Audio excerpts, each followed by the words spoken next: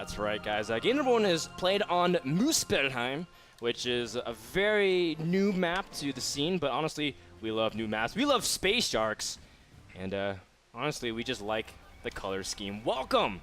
In the top left, we have from Team Evil Geniuses, it is Thorzain, Marcus Eklof, the current WCS Swedish national champion, as well as one of the newer recruits to Evil Geniuses.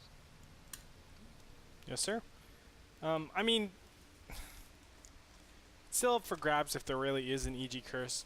I don't think so, really, because it's actually within a lot of trends to go on slumps and then do really, really well and then go on slumps. I mean, it's almost unavoidable. It doesn't matter who you are, you're prone to going on slumps. Oh, come on. There's more severe curses in StarCraft too, like the Artosis curse.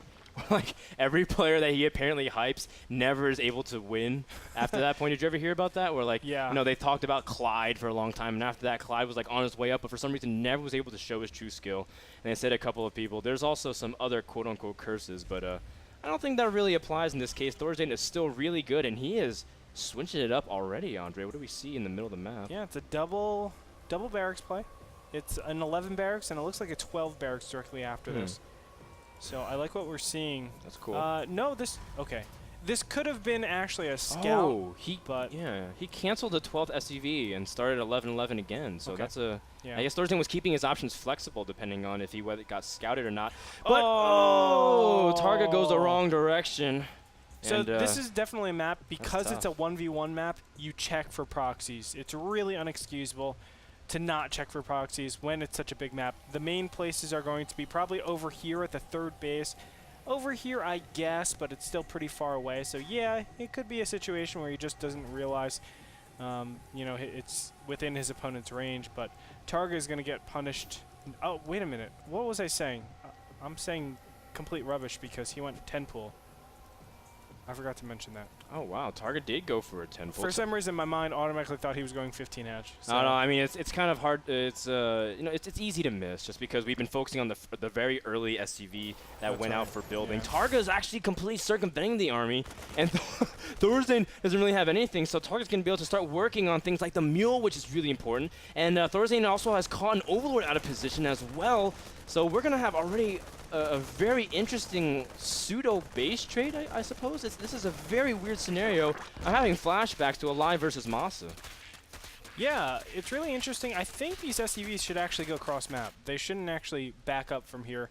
And you can see the Baneling nest is already up. He has enough. 2 Banelings are actually being morphed right now. This could be very, very rough for him. Thorzain sees it also with his SCVs. He needs. But he hasn't been paying attention to it. I was on his vision and he missed it, so he doesn't know about him. Thorzain also getting very severely supply blocked, but at the same time, it was Targa. Oh man, anything but standard. Definitely so. Now he can actually micro this pretty well. All he has to do is target down the Banelings. But you can obviously do a lot. Ooh, wow. Gets one, and he gets the other. I think Thorzain will be able to hold this off. It's going to be close, though. The Zergans are going straight for the Marines. Thorzain needs to back off. He doesn't necessarily have that many SCVs to tank, but enough of them were in weak health did get pulled. And Thorzain is on very poor supply. He has almost no economy whatsoever, just milling with a few mules, repairing with his SCVs as well. And Thorzain couldn't make anything because he had his barracks floating the entire time. And he's not even walling off with them necessarily. Thorzain. Yeah, that's kind of weird. I guess he's not sure if the Zergans are still there. There he goes. He's going to wall it off now. Yeah. And 2 more Banelings are going to come in here. Definitely can do a little bit more damage. A lot of damage. 2 Banelings is all you need to detonate onto the SCV count. Thorzain splitting up his SCVs in a very nice fashion. The Banelings are like, well, we don't need to be here, obviously.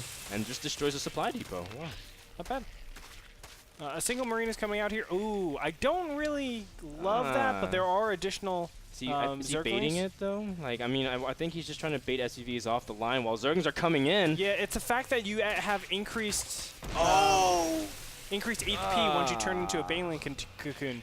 You have 50 health instead of 35, which is really, really smart of him. Man. You can see Thorzain trying to deal with this, but it doesn't matter, Frodan. This is an insane game on Muspelheim. Yeah, typical Targa game, though, at the same time, because Targa has been known to go for very high early aggression, and even if it sacrifices almost all of his economy. If you saw the DreamHack games where he slow Zergling all into hero after getting pylon block nonstop, that explains everything. GG is called, and just like that, after 7 minutes, Targa takes a very, very odd but standard Targa game number 1. Wow. Wow. Wow.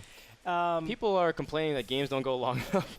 Well, just keep inviting Targa to your leagues, man. You know what's crazy? Like, Targa, I think, is the only successful, consistent cheeser. No. There's Suhoshin also. Are you talking about outside of Korea?